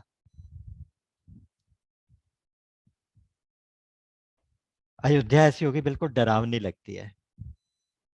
और वो रात काल रात्रि जैसी होती है ना, अंधकार में काल रात्रि, अंधेरा, आगे कुछ भविष्य में दिखाई नहीं देता है। तो सुबह का टाइम, लेकिन काल रात्रि जैसा अंधेरा दिखाई देता है। काल रात्रि वो होती है जब प्रलय आती है, तो काल रात्रि हो जाती है, बस सब अंधेरा ही अंधेरा होता है और कुछ भी नहीं होता। नगरवासियों की ये हालत है। पेड़ पौधे वनस्पतियां जितनी सब मुरझा गई, सूख गई वहां पे। जैसे राम छोड़ के चले हैं, तो पेड़ पौधे मुरझा गए। हाथी, घोड़े, पालतू जानवर, वो सब के सब रो रहे हैं, आवाजें निकाल रहे हैं, मुरझा गए, बिल्कुल उदास हो गए। जानवर भी उदास, वनस्पतियां भी उदास, नगरवासी भी उदास, पूरी अयोध्या ही उदास, क्योंकि राम जा रहे हैं। ऐसा लगता है कि जैसे विरह की आग चारों तरफ से घेर के अयोध्या को जला देगी आज। चलते चलते चलते चलते शाम हो गई, रात हो गई, 4 कोस चल पाए पूरा दिन, और तमसा नदी का किनारा आ गया। वहां जाके उन्होंने विश्राम किया। तमसा नदी के तट पे विश्राम किया। सारे अयोध्यावासी भी यहाँ जहाँ तहाँ बैठे आपस में बातें करते रहे। बातें करते करते, कुछ देवताओं की माया का प्रभाव था, कुछ भगवान की इच्छा यही थी। तो सब थक गए थे, चलते चलते नींद आ गई, नगरवासी सो गए, राम नहीं सोए। जब आधी रात हुई तो उन्होंने सुमंत्र को उठाया, उन्होंने कहा कि सुमंत्र जी, आप एक काम करेंगे? बोले क्या? आप रातों रात रथ को उड़ा के ले चलो, भगा के ले चलो। यहाँ पे कारण राम की निष्ठुरता नहीं है, राम की करुणा। यहाँ का कारण है, करुणा में रघुनाथ गोसाई बेग पाई यही पीर पराई। राम अपने नगरवासियों की आंखों में आंसू नहीं देख सकते। राम असल में अपने भक्त की आंखों में आंसू नहीं देख सकते। और भक्त भी कोशिश ये करता है कि मेरे प्रभु मेरी आंख का आंसू ना देख ले।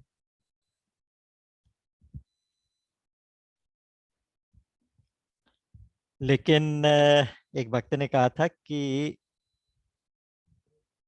गम को छुपाने का की कला मशहूर है मेरी, गम को छुपाने की कला मशहूर है मेरी, मगर मजबूर हो जाता हूं जब तेरा नाम आता है। फिर आंसू रुकते नहीं, तेरा नाम आ जाता है, तेरी याद आ जाती है, जब तू सामने आ जाता है तो फिर आंसू रुकते नहीं। इसीलिए किसी ने कहा कि कौन कहता है मेरी दुआ बेअसर हो गई। कौन कहता है मेरी दुआ बेअसर हो गई, मैं तो जब जब रोया मेरे मालिक को खबर हो गई। भगवान अपने भक्त के आंखों में कभी आंसू नहीं देख सकता, भगवान की कमजोरी है। तो यहाँ अयोध्या वासियों की आंखों में आंसू हैं, उनको भगवान समझाने की कोशिश कर रहे हैं, धर्म का नीति का उपदेश दे रहे हैं। कोई उपदेश सुनने को तैयार नहीं है कि नहीं राम जहाँ तुम वहाँ हम, बस तुम हमारे हम तुम्हारे, इतना समर्पण है। फिर भी कुलिसुँ चाहि कठोर यति, कोमल कुसुमौ चाहि, चित्त खगेश राम कर समुझ परिव कहु काहि। यह कठोरता दिखानी पड़ी राम को। क्यों? अपने भक्तों के दुख को दूर करने के लिए।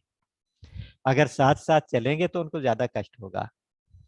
तो कहते हैं कि लेकिन सुमंत्र जी ऐसे रथ को हाँकना, सुमंत्र जी खुद रथ चला रहे कि जिससे पहियों के निशान ना पड़े। तो लोगों ने इमेजिन किया क्या किया होगा, पहले करते थे इस प्रकार के कि रथ के पीछे ना कुछ झाड़ियां सी बांध लेते थे, पेड़ों की झाड़ियां, टहनियां, ताकि जब जब रथ चला जाए तो पीछे पीछे रथ के पहियों के निशान मिटते जाए। और फिर यहाँ से वहां से वहां घूम घूम के दो तीन ऐसे राउंड्स लगा के टेढ़े मेढ़े रास्ते से वो वहां से निकल गए। रात रात में सफर करके बहुत दूर जाके वो श्रृंगवेरपुर तक जाके पहुंचे सुबह होते होते। आज की रात राम जी सोए नहीं है। तमसा निधि, तम का मतलब अंधकार होता है ना, तो यहाँ तमोगुण के प्रतीक है। तमोगुण में आके जो सो गए उनको तमोगुण ने प्रभाव दिखा दिया और राम चले गए। उसके बाद जब नींद खुली है तो सारे नगरवासी भागे भागे इधर उधर दौड़े, राम चले गए, राम चले, हमें छोड़ के चले गए, हमें छोड़ के चले गए। इस प्रकार शोर मच गया। तो उन्होंने बहुत इधर उधर भागने की कोशिश की, एक यहाँ वहां से पता करने की कोशिश की, लेकिन राम नहीं मिले। जीव जब अपने साधनों पे भरोसा करता है, भाग दौड़ पे भरोसा करता है, राम की खोज करने निकलता है तो राम नहीं मिलते। मिलेंगे कब? जब वो एक संत के पीछे पीछे आएंगे। जब भरत जी चलेंगे राम से मिलने तो उनके पीछे पीछे जो आएंगे उनको राम मिलेंगे। तो संत के प्रभाव से, संत के संग से राम मिलेंगे, अपने साधनों से राम नहीं मिलेंगे। ये सूत्र यहाँ का तमसा नदी के तट का याद रखने वाला है। और इसके बाद पहला दिन तो इस पर बीत गया। दूसरे दिन सुबह जाके वो श्रृंगवेरपुर पहुंचे। और लोगों ने क्या किया? अब लोगों ने कहा कि अब राम दरस हित नेम व्रत, लगे करन नर नारी, मनोह कोक कोकी कमल, दीन विहीन तमारी। अब 14 वर्ष की रात्रि आने वाली है, 14 वर्ष तक रात ही रात रहेगी। जब राम जीवन में नहीं है तो प्रकाश भी नहीं है, राम नहीं है तो रात ही रात है। अब इस रात में चकवा चकवी उदास हो जाते हैं। चकवा चकवी आपस में मिल नहीं पाते एक दूसरे के साथ। एक ही पिंजरे में चकवा और चकवी को रखा जाए तो रात को एक दूसरे को मिल नहीं पाते, रोते रहते हैं। तो जो जिज्ञासु भक्त हैं वो उसी तरह से ब्रह्मचर्य व्रत का पालन कर रहे हैं 14 वर्ष तक। 14 वर्ष तक जब तक राम वनवास में रहे, ऐसा मैंने सुना है संतों के मुख से कि ना तो इतने समय में अयोध्या में कोई पैदा हुआ ना कोई मरा, केवल दशरथ जी को छोड़ के। तो नियम व्रत का पालन कर रहे हैं। जैसे कमल मुरझा जाता है, जो ज्ञानी थे वो कमल की तरह मुरझा गए, अर्थात अपने ध्यान में चले गए। तो 4 प्रकार के भक्त होते हैं, आर्त, जिज्ञासु, अर्थार्थी और ज्ञानी। तो ये आर्त और अर्थार्थी भक्त तो है ही नहीं अयोध्या में। जिज्ञासु और ज्ञानी है, इन दोनों का हाल उन्होंने बता दिया क्या हुआ। तमसा नदी से करीब 40 कोस दूर, रात रात में 40 कोस का सफर तय किया, सिंगरौर गांव आजकल है, तो उस सिंगौर गांव के अंदर कहते हैं कि उसी श्रृंगवेरपुर के अंदर, तब श्रृंगवेरपुर कहते थे, वहाँ कुछ निषाद लोग, हिंसक लोग ये रहते थे। और निषाद वो होते हैं जो मल्लाह टाइप के लोग होते हैं, शिकार भी करते हैं और रोजी रोटी के लिए नाव वगैरह चलाते हैं। नदी का किनारा है वहां पर, और इतने हिंसक जानवर होते थे कि उनको मार मार के उनके सींगों से उस गांव की बाउंड्री बनाई है ताकि कोई जानवर अंदर ना घुस सके। तो इसलिए सिंगरौर, सिंगवेरपुर या सिंगरौर उसका जगह का नाम रखा गया था। वहाँ कहते हैं राम की बहन थी एक शांता, वो भी अपने पति के साथ वहाँ आश्रम में रहती थी। श्रृंगी ऋषि थे वहां पर, इसलिए भी श्रृंगवेरपुर। तो जो भी था, उस श्रृंगवेरपुर में जो निषाद रहते थे उनका राजा थे, उनका नाम था गुह। वो निषाद राज गुह जो है वो राम के बचपन के साथी हैं, बचपन के दोस्त हैं। उन्होंने राम के अंदर का महल वगैरह देखा हुआ है, उनके घर गए हुए हैं कई बार। जैसे ही उनको पता चला कि राम इधर आए हैं, राजकुमार राम आए हैं, राम आए, राम आए, शोर मच गया। उन्होंने तुरंत अपने सारे सगे संबंधी दोस्त सबको बुला लिया, और सब लोग मिलके उन्होंने मीटिंग की, और टोकरों में भर के बड़े बड़े फल फूल जल ये सारी चीजें लेके उनका स्वागत करने के लिए पहुंचे। पता था सन्यासी वेश में आए तो सन्यासियों का आहार लेके गए, और जब भरत जी आएंगे तो उनके लिए कुछ और लेके जाएंगे, वो हम आगे पढ़ेंगे। तो वहां जाके प्रणाम किया। राम उनके साथ बड़े प्यार से मिले हैं। और वहीं गंगा जी नदी है, गंगा किनारे राम जी उतरे। उन्होंने जाके जैसे ही देखा गंगा आई हैं, गंगा मैया के पास आ गए हैं, तो अपने रथ से उतर गए, उतर के नीचे दंडवत प्रणाम किया गंगा जी को। यह भी एक मर्यादा होती है कि जब आप दूर से तीर्थ जाए, दूर से तीर्थ दिखाई दे जाए तो अपने वाहन से उतर के प्रणाम करें, ऐसा नियम। और जब गंगा स्नान किया, आचमन किया, बैठ के सत्संग किया थोड़ी देर आपस में, इतने में निषाद राज आ गए। उन्होंने प्रणाम किया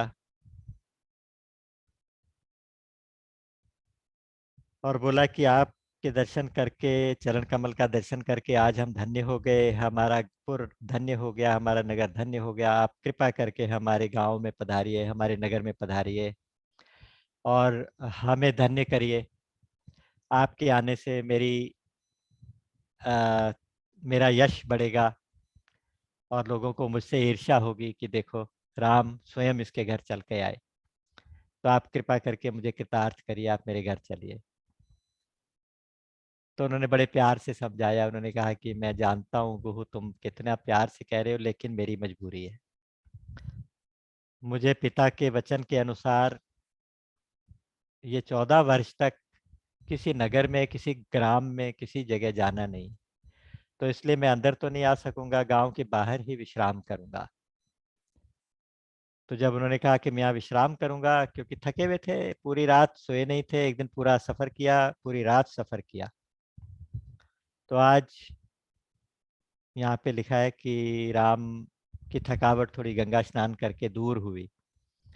लेकिन जहाँ ऐसा वर्णन आता है ना, वहाँ तुरंत तुलसीदास जी सावधान कर देते हैं, कहते हैं कि देखो ये वो राम है जिनके नाम के स्मरण से, जिनकी कृपा से लोगों की थकावट, श्रम दूर हुए। और उनको श्रम, ये कैसी बात, ये तो केवल नर लीला करते हैं, तो इसलिए लीला के लिए अपनी थकावट उतार रहे हैं। तो आज वहां पे जब उन्होंने सुना कि ये राम जी आज रुकेंगे, तो वहां उत्सव का माहौल हो गया। जाके तुरंत एक सिंसुपा का वृक्ष है, सिंसुपा, सिंसुपा कहते हैं, अशोक वृक्ष को भी कहते हैं, शीशम के वृक्ष को भी कहते हैं। और सिंसुपा के कई अर्थ हैं, लेकिन कुछ लोगों का मानना है कि अशोक वृक्ष के नीचे उन्होंने जगह बनाई, कुछ का मानना है कि एक शीशम के वृक्ष के नीचे जगह बनाई। आजकल जहाँ सिंगरौर गांव है, जहाँ पे उनके रहने का स्थान दिखाते, तो वहाँ पे शीशम के वृक्ष हैं। तो जो भी था, सिंसुपा के वृक्ष के नीचे उन्होंने नीचे कुशा बिछाई, हरी हरी घास बिछाई, ऊपर हरे हरे पत्ते लगाए, सॉफ्ट सी एक शैया बनाई। शैया बना के दोनों में भर के खुद निषाद राज गुह ने दोनों में भर भर के चुन चुन के मीठे मीठे फल कंद मूल वो रखे हैं, साथ में जल रखा है पीने का, और उनके लिए जगह बना के वहां पे भगवान ने वहां पे भोग लगाया, भोजन किया, प्रसाद पाया और लेट गए। जैसे भगवान राम लेटे तो लक्ष्मण जी उनकी चरण सेवा करते हैं, चरण दबाते हैं, और जब देखते हैं कि राम को नींद आ गई तो उसके बाद वो उठ के कुटिया से उस जगह से थोड़ी दूर जाके वीरासन लगा के, एक घुटना नीचे एक ऊपर ऐसे करके, जो धनुष बाण हाथ में लेके पहरे के लिए बैठ जाते हैं। निषाद राज ने देखा है, उन्होंने भी अपने कुछ मुख्य मुख्य सेवक जो थे विश्वास पात्र, उनको जगह जगह थोड़ी थोड़ी दूरी पे सिक्योरिटी के लिए पहरे पे लगा दिया, और आप जाके लक्ष्मण के साथ वीरासन में वो भी बैठ गए। अब यहाँ आके एक, अच्छा, भगवान ने 3 दोस्त बनाए। निषाद भी उनका सखा है, विभीषण भी सखा है, सुग्रीव भी सखा है। विभीषण को भी कुछ चाहिए था, हालांकि उसने कहा कि उरकछु प्रथम वासना रही, प्रभुपति प्रीति सरित सो बही। प्रभु की प्रीति सरित में वो बह गई, लेकिन फिर भी पहले वासना तो थी। और सुग्रीव के मन में भी कोई वासना थी, हालांकि उसने भी कहा था कि अब मुझे कुछ नहीं चाहिए, अब प्रभु कृपा करो, यही भांति सब तजी भजन करो दिन राति। कहा जरूर था, लेकिन मन में उनके भी राज्य की वासना थी, दोनों को राजा बनाया। लेकिन यहाँ निषाद एक ऐसा प्राणी है, एक ऐसा शरणागत है, ऐसा भक्त है, ऐसा दोस्त है कि जिसको कुछ नहीं चाहिए, सिर्फ देना ही देना सीखा है उसने, लेना सीखा ही नहीं। तो भगवान को ऐसे भक्त बहुत प्रिय लगते हैं, जो केवल भक्ति के लिए भक्ति करते हैं, मांगने के लिए भक्ति नहीं करते, राम को मांगते, राम से नहीं मांगते। तो निषाद को कुछ नहीं चाहिए, ऐसा निष्काम भक्त निषाद। इसकी कथा आप अगली बार कर पाएंगे, आज का समय की मर्यादा के अनुसार हमें आज यहाँ विराम भी देना पड़ेगा। मुझे लगता था कि आज निषाद का ये वर्णन थोड़ा सा हो जाएगा, लेकिन चलो, जैसे हरी इच्छा, क्योंकि ये प्रसंग ऐसे हैं कि जिनमें से बाहर निकलना थोड़ा सा मुश्किल ही रहता है। निषाद जब देखेगा राम लक्ष्मण और सीता जी को सोते हुए, राम को और सीता जी को सोते हुए, उधर सुमंत्र जी को भी सुला दिया एक अलग जगह बना के, तो लक्ष्मण से कुछ बातचीत करने के लिए बैठेगा, सत्संग चर्चा होगी। उस चर्चा का नाम है लक्ष्मण गीता। निषाद को विषाद की वजह से मोह हो जाता है, जैसे अर्जुन को हुआ था, अर्जुन विषाद योग, और उसका निराकरण भगवान ने किया था, तो वो भगवत गीता कहलाई थी। आज निषाद का मोह भंग करेंगे लक्ष्मण जी, तो उसको हम लक्ष्मण गीता नाम से पुकारते हैं। वो लक्ष्मण गीता बहुत ही सुंदर प्रसंग है। मेरा तो मन करता है कि आप जितने भी लोग भाग्यशाली हैं इस सत्संग को अटेंड करते हैं, सिंपल राम कथा है, इसमें कोई मनोरंजन, इसमें कोई कहानियां, इसमें कोई कीर्तन वेतन कुछ नहीं होगा, ना होता है। हम केवल एक शुद्ध राम कथा का पान करते हैं, आपस में मिलके करते हैं, कोई किसी को सुनाता नहीं, कोई कोई श्रोता नहीं, कोई वक्ता नहीं, हम आपस में इंटरेक्शन करते हैं।